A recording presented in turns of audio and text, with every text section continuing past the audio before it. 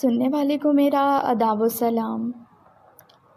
وقت آہستہ آہستہ گزر رہا تھا۔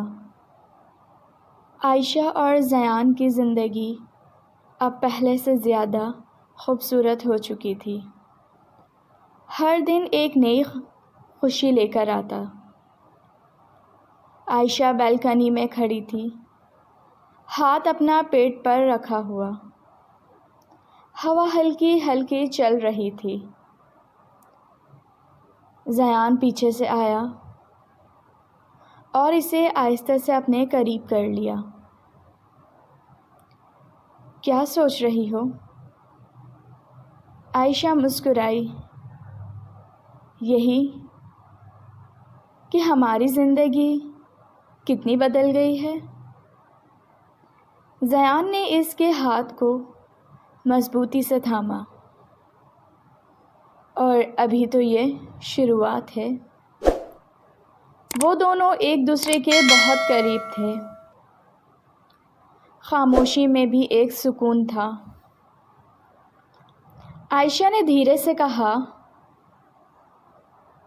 میں خوش ہوں، بہت زیادہ۔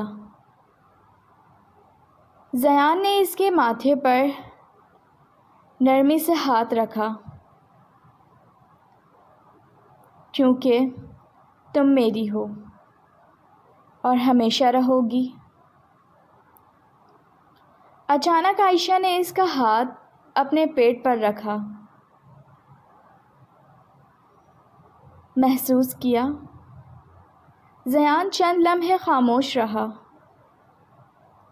پھر اس کی آنکھوں میں خوشی چمک اٹھی۔ یہ ہماری دنیا ہے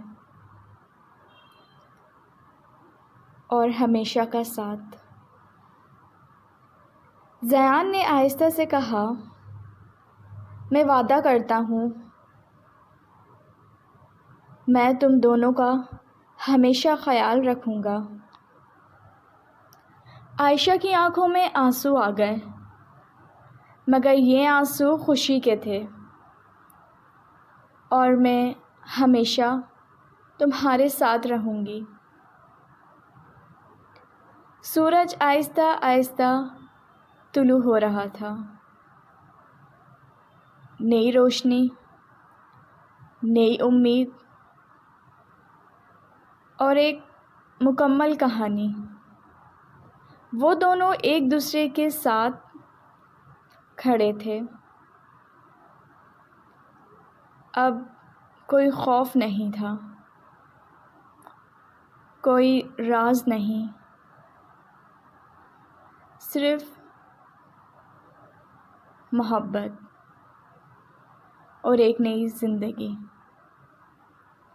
کبھی کبھی ایک چھوٹا سا لمحہ زندگی کی سب سے بڑی خوشی بن جاتا ہے۔